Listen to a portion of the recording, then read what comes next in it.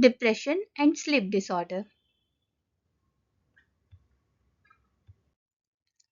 Depression और sleep disorder ये एक दूसरे से कहीं ना कहीं जुड़े हुए होते हैं। अगर कोई इंसान लंबे समय तक उदास रहता है तो उसको सोने में दिक्कत हो सकती है, और अगर कोई इंसान को नींद की प्रॉब्लम है तो उसका मूड भी खराब रह सकता है, जिसकी वजह से उसे डिप्रेशन होने के ज़्यादा चांसेस होते हैं। ये दोनों कंडीशन इंसान के मूड, सोचने का तरीका और फिजिकल हेल्थ पर असर डालती है। चलो अब इनको एक एक करके समझने की कोशिश करते हैं। What is depression? डिप्रेशन होता क्या है? डिप्रेशन एक मेंटल हेल्थ डिसऑर्डर होती है जिसमें इंसान ज्यादा समय तक उदास, थका थका और अकेला महसूस करता है। ये सिर्फ एक दो दिन की उदासी नहीं होती है, मतलब हम सिर्फ एक दो दिन तक के लिए ही सैड नहीं रहते, बल्कि काफी लंबे समय तक चलती है और डेली लाइफ को डिफिकल्ट बनाती है। मतलब आपकी जो डेली लाइफ रहेगी उसमें कहीं ना कहीं डिफिकल्टी होगी। Symptoms of depression, how it affect a person. So मैंने यहाँ पे 8 एग्जाम्पल्स लिए हैं कि किस तरह से सिम्टम्स आपको दिखेंगे डिप्रेशन में। फर्स्ट इज फीलिंग सैड और hopeless most of the time. Most of the time आप जो है दुखी रहोगे, आपको होपलेस फील होगा, मतलब कोई उम्मीद नहीं रहेगी खुद से या किसी भी चीज़ों से। Second is losing interest in things they use to enjoy like hobbies, friends और फूड। सेकंड थिंग जो है कि आपका इंटरेस्ट जो है, चाहे आपके फ्रेंड्स में हो, हॉबीज में हो या फूड में हो, ये सारे इंटरेस्ट खत्म होने लगेंगे time by time. Third is feeling tired and having low energy even after resting. Rest करने के बाद भी आपको थकावट महसूस होगी, एनर्जी कम लगेगी खुद की। फोर्थ इज डिफिकल्ट स्लीपिंग और स्लीपिंग टू मच। सोने में डिफिकल्टी आएगी, बहुत ज्यादा सोएंगे। Eating too fifth is eating too much और too little leading to weight changes. बहुत ज्यादा या तो हम खाएंगे खाना या तो बहुत कम खाएंगे, और जिसकी वजह से वेट चेंजेस भी होते हैं। Sixth is finding it hard to concentrate और रिमेंबर थिंग्स। कोई भी चीज़ों को कॉन्सेंट्रेट करना, किसी भी चीज़ों पर ध्यान देना या फिर उन्हें याद रखना, ये बहुत ज़्यादा डिफिकल्ट हो जाता है।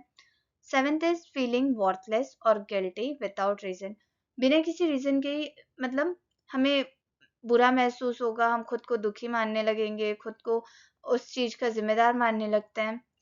Eight is having thought of self harm और सुसाइड इन सीवियर केसेस। बहुत सारे केसेस में ये भी होता है कि डिप्रेशन में होने की वजह से पर्सन जो है खुद को ही हार्म पहुंचाता है, सुसाइड तक करने के लिए वो रेडी हो जाता है।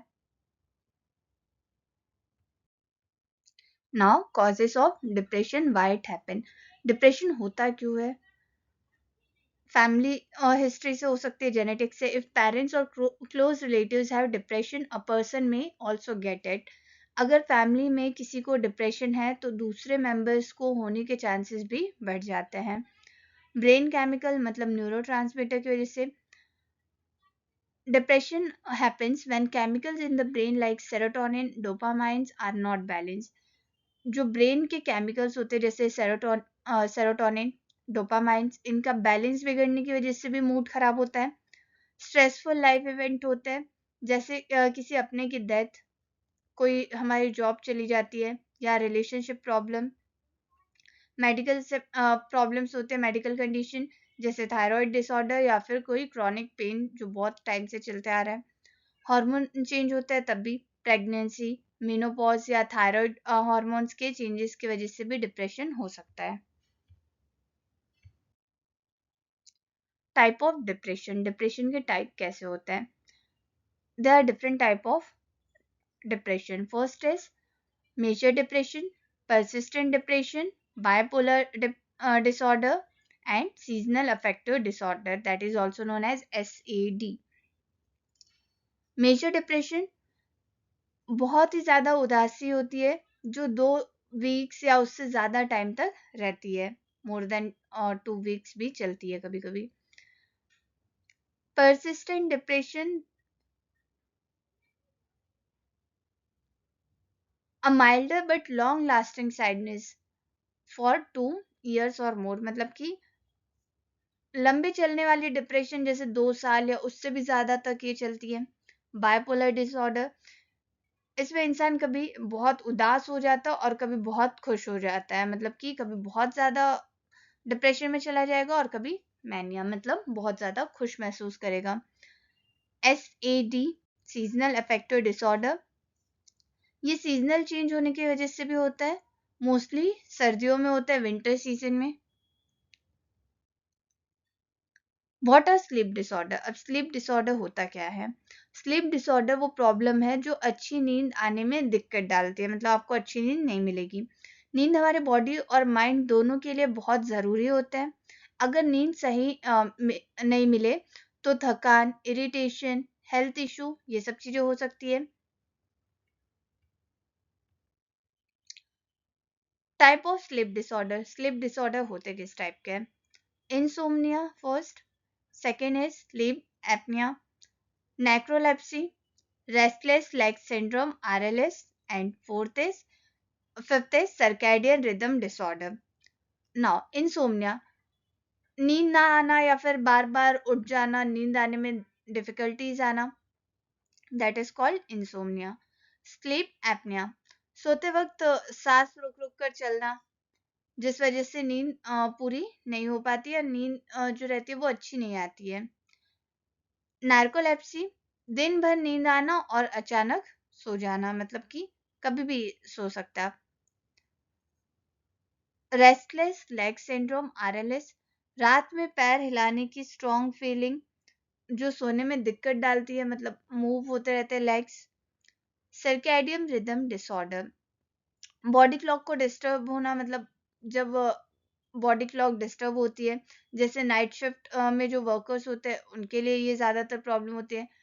जो नाइट आवर में वर्क करेंगे उनको ज़्यादा प्रॉब्लम होती है, उनकी जो सर्कैडियन रिदम क्लॉक रहती है या फिर बॉडी क्लॉक जो रहती है वो पूरी तरह से डिस्टर्ब हो जाती है।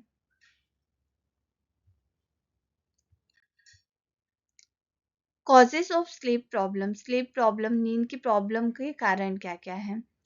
स्ट्रेस और anxiety, depression, poor sleeping habits, medical condition and ageing.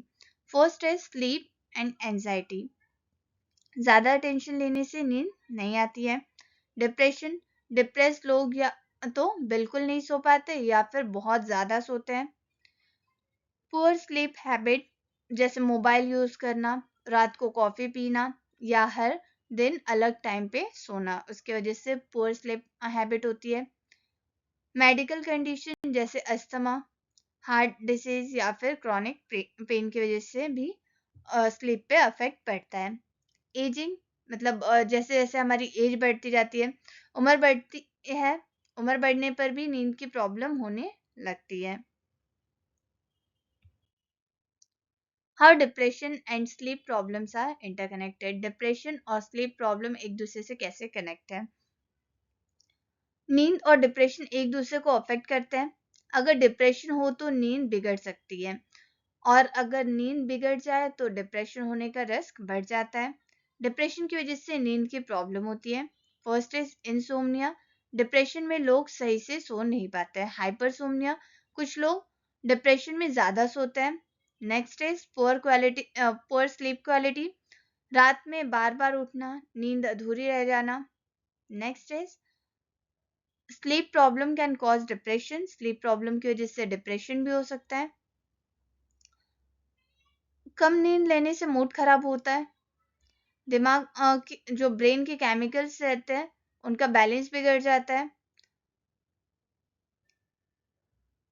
Negative जो थिंकिंग रहती है, इमोशंस, वो सारी चीजें ज्यादातर बढ़ने लगती है। ये एक विशियस साइकिल, मतलब कोई खराब साइकिल्स तैयार कर जाती है, बना देती है। डिप्रेशन नींद बिगाड़ती है और नींद की प्रॉब्लम डिप्रेशन बढ़ा देती है। इस तरह से ये साइकिल कंटिन्यू रहती है। How to treat depression and sleep disorder, depression और स्लीप डिसऑर्डर का क्या इलाज है या कैसे ट्रीट कर सकते हो आप? ट्रीटमेंट फॉर डिप्रेशन, डिप्रेशन के लिए ट्रीटमेंट क्या है? थेरेपी, जैसे फिजियोथेरेपी,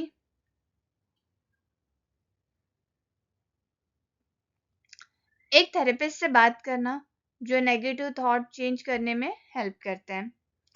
CBT सबसे ज़्यादा इफेक्टिव होता है, मोस्ट कॉमन मेथड है ये। Next is medicine anti depressant हम लेते हैं जैसे SSRI।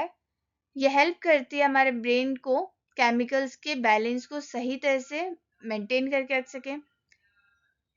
लाइफस्टाइल चेंज होने पे भी होता है। डेली एक्सरसाइज वर्कआउट करने से सेरोटोनिन बढ़ती है जो मूड इम्प्रूव करती है। हेल्दी डाइट होना चाहिए। अच्छा खाना भी मेंटल हेल्थ के लिए ज़्यादा ज़रूरी है। Stress control, meditation, yoga, deep breathing, ये सारी चीज़ें भी बहुत ज़्यादा हेल्पफुल होती है स्ट्रेस रिड्यूस करने के लिए। ट्रीटमेंट फॉर स्लीप डिसऑर्डर के क्या क्या ट्रीटमेंट होते हैं? CBTI एक थेरेपी है। ये थेरेपी नींद की आदतें सही करती है। मेडिकेशन, कभी कभी डॉक्टर मेलेटोनिन या फिर दूसरे स्लीपिंग मेडिसिन जो है वो प्रिस्क्राइब करके देते हैं। गुड स्लीप हाइजीन, हर दिन एक ही टाइम पर बेड पर जाकर सोना, मतलब एक ही टाइम आप सोने का बना लो। सोने से पहले मोबाइल और टीवी को अवॉइड करना।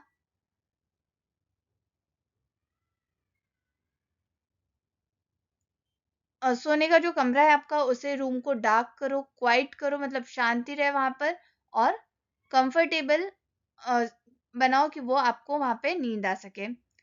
कॉफी, अल्कोहल, ये सब चीजें नहीं पीनी चाहिए, या हैवी मील्स नहीं लेनी चाहिए बेड पे जाने से पहले या सोने से पहले।